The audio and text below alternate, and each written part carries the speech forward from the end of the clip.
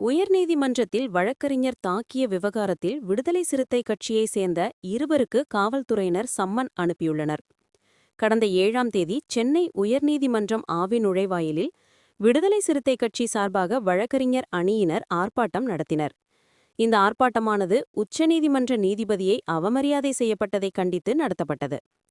அப்பொழுது அதில் கலந்து கொண்ட விடுதலை சிறுத்தை கட்சி தலைவர் திருமாவளவன் புறப்பட்டுச் சென்றபொழுது இருசக்கர வாகனத்தில் வந்த வழக்கறிஞர் ராஜீவ்காந்தியுடைய வாகனம் இடிக்கப்பட்டுள்ளது. அதனை தட்டி கேட்ட ராஜீவ்காந்தியை விடுதலை சிறுத்தை கட்சி சார்ந்த நபர்கள் சரமாரியாக தாக்கியுள்ளனர். இந்த விவகாரத்தில் வழக்கறிஞர் ராஜீவ்காந்தி எஸ்பிளனேட் காவல் நிலையத்தில் புகார் அளித்துள்ளார். அதே சமயம் விடுதலை சிறுத்தை கட்சி சார்பாகவும் புகார் அளிக்கப்பட்டுள்ளது.